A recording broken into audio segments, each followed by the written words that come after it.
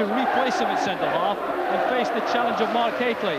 The running power of Eddie May has been preferred in midfield to the silkier touch of Brian Rice, and the striking duties are entrusted to Sam McGibbon and the skipper Simon Stainrod. Manager Jim Jeffries' most recent acquisition is Kevin McAllister, signed last month from Chelsea for £200,000. He started his career here at Brockville and has scored 4 goals in his 6 matches to date, so he's re-established as a big favourite. Rangers manager Walter Smith has coped with his embarrassment of playing Richies by leaving internationals Stuart McCall and Maurice Johnston on the bench. Ali McCoy, the scoring hero of midweek, stays on the side, and at long last it's debut day for Alexei Mikhailichenko, the Soviet international, signed for £2.2 million from Sampdoria, where he won an Italian championship medal. He started his career with Dynamo Kiev. The referee this afternoon is Mr. Jim Renton from Cowdenbeath, who's in his 15th season as a Grade 1 official. It's one of those big Premier Division occasions relished in anticipation by the Falkirk supporters, playing host to Rangers, the champions, who are playing in their changed strip of white tops and blue shorts in absolutely ideal conditions. The pitch in perfect condition and warm and sunny overhead. Troublesome perhaps for goalkeepers when crosses come in. But the opening exchanges will be important as Falkirk bid to settle this. Hateley's first touch on, and McCoy's playing close to him with Alshot on the left. Here's John Hughes for Falkirk. And it's the first corner kick of the match to Rangers. So Scott Nisbet and Richard Goff immediately go forward to support Mark Hateley. David Robertson also is there. Important threat for Rangers. There's Hateley! And a brilliant save from Westwater. Well, Mark Hateley getting off to an incredible start for Rangers. And Ian Westwater too with that outstanding save, keeping his goal intact.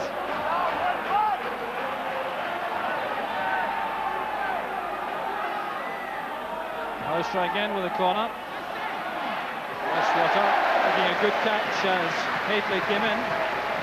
Well, notice has been served in Falkirk already about the intentions of Rangers and Mark Hateley in particular. The Rangers have pushed Peter Houstra forward on the left with McCoy on the right, Hateley through the middle, leaving 3 in the midfield: Ferguson, Spackman and Mikhailichenko. This is Nisbet. Hughes taking no chances.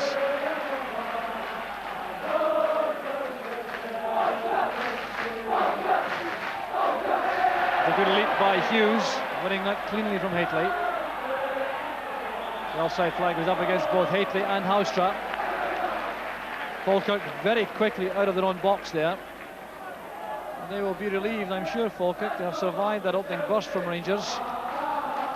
The manager Jim Jeffries was dreading the possibility of losing an early goal. And you can thank Ian Westwater for the fact that this side is still on level terms. It's turned away by Goff. Chance for Falkirk to attack. Stainrod finding McAllister. Doing well to get the cross in, but Ian Ferguson was there for Rangers. There's Baptiste. And McAllister keeps the ball in play. Well, could perhaps have thought about controlling that McAllister at the byline rather than try the first-time cross. And the Falkirk supporters want to see this man in possession as much as possible. Kevin McAllister so tricky on the ball.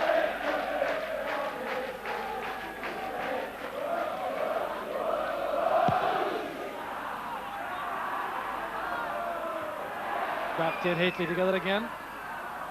It's Paul Smith. Robertson plays it through for Hateley again. Queen and Baptiste combined for the clearance. No space at all at the moment in midfield. McCoy's coming back to win possession for Spackman.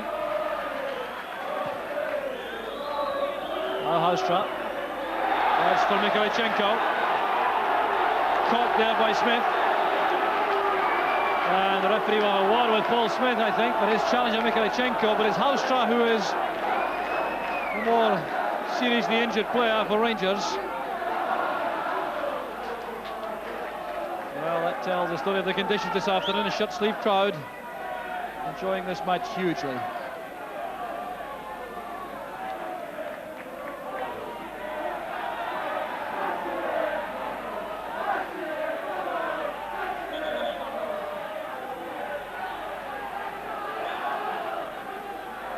Free kick taken short by Goff for Spackman. This Housetrap. That's a very neat turn. Sending it across there for the opening goal from Scott Nisbet. Well, reverting to the role which took him to Ibrox in the first place. He went there as a striker, and that was a real striker's finish. 9 minutes of the match gone.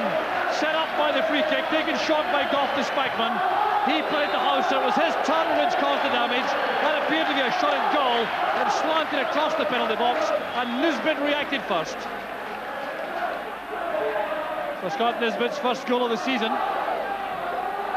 And Rangers have been threatening that right from the start of the match. Mikhailichenko to Haitley. The strength of David Robertson wins possession again for Rangers, linking well with Housetrap. Good anticipation shown there by Bapti. Rangers still with a clear edge in most departments. Corner from Housetrap. There goes Haitley again. McCoy's was there also. It's swept off the line by Eddie May. Well, Falkirk living dangerously once again. Haitley causing all the trouble. Turned back by Westwater. That'll be a corner kick though. And these corner kicks causing trouble all the time. That outswinging from Housetrap, finding Haitley climbing superbly to get to that. McCoy's turned it towards goal. Westwater was beaten, but May was there with the clearance. Stevens had the confidence to head that inside, knowing that Nisbet was there to protect Andy Gorham. Mikhailichenko beginning to see more of the ball now, settling to the pace of the match.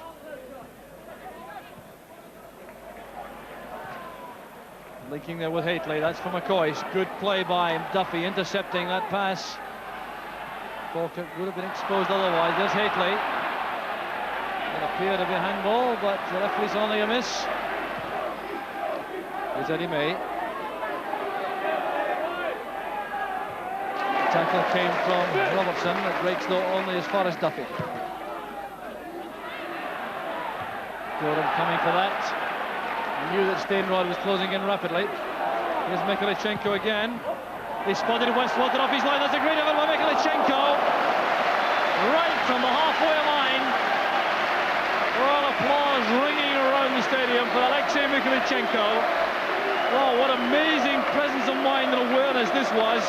He took possession on the halfway line. He spotted Westwater well out of his goal, and that was a very anxious moment indeed for the Falkirk goalkeeper. Beautifully laid off by Haitley for McCoy. Stevens steaming up on the right. Not yet spotted by McCoy. There was Ferguson. McCoy again. Wow, what a brilliant piece of opportunism by Ali McCoy. The lead goalkeeper in Westwater.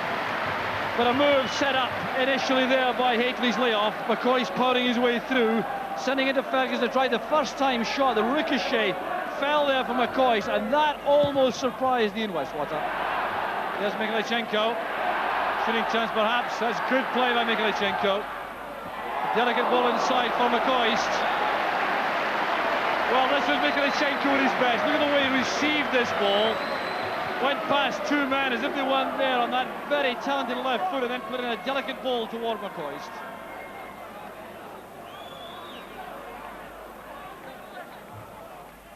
Now Smith. Good running by Duffy. Still has Taylor available beside him. This is Taylor. Looking for Eddie May. Trying to find space in the turn. Nisbet denying him that opportunity though. Here's Stainrod.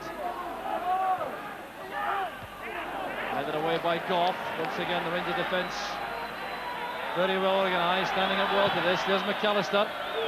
Carefully watched all the way by Gorham as it went wide of the post. Well, a good flurry of activity there from Falkirk. Alec Taylor at the heart of it all. It's the last attacking move of the first half, which Rangers dominated. And it took only 9 minutes for the opening goal to come from Scott Nisbet. Set up by the short free kick, nudged from Goff to Spackman. Then Houstra played the ball across the face of the goal. And there's Scott Nisbet, number 6, the man who turned the ball in to give Rangers a lead, which they thoroughly deserve at half-time. Alexei Mikhailichenko warming to the task as the first half wore on. At half-time, it's Falkirk 0, Rangers 1. The Rangers set off to protect this remarkable record this season. Only 1 goal lost in the opening 8.5 matches.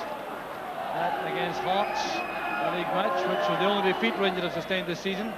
Falkirk know then they have a major task for this second half if they are to save the game, but they've been full of fights and spirit this season. Only once have they lost by more than the odd goal. There's the effort from Ian Ferguson. Well, it might have been different than that in his right foot. He took the chance there. First time as the ball came across to take it left-footed on the drop. Well, that smile tells the story. There's McQueen, formerly of Aberdeen and West Ham. Steinrod's previous clubs too numerous to mention. Arriving here from France, where he played for Rouen. Now McAllister. Chelsea, that's played through the gap, which suddenly was closed by Richard Goff, intended for Steinrod. Well, what a fine pass it was by McAllister, but you can see how well Goff reacted to cut it off before he could reach Steinrod. Well, a great play by McAllister. He's away from Stevens, facing Nisbet and Ferguson. Well, a very unfortunate stumble there for Kevin McAllister. Well, he shrugged off Gary Stevens brilliantly in the first time, then set off with Nisbet and Ferguson blocking his path. No question though of a foul in the end. Nisbet's clearance, McCoist is on his own for Rangers. Racing in there on Paul Smith. It's fine play by McCoist. Away from Smith again. Making his way into the penalty area, going down dramatically, but not deceiving referee Renton. Well, McCoist may indeed consider himself fortunate there, because if referee Renton thought that he dived, he could easily have taken some action against the Rangers striker for ungentlemanly conduct. So a change being made now by Rangers. Mikhailichenko gets a well-earned rest, and Stuart McCall comes on. So 1 hour played by Mikhailichenko. He's shown enough in that spell to indicate that he will be a top-class acquisition for Rangers.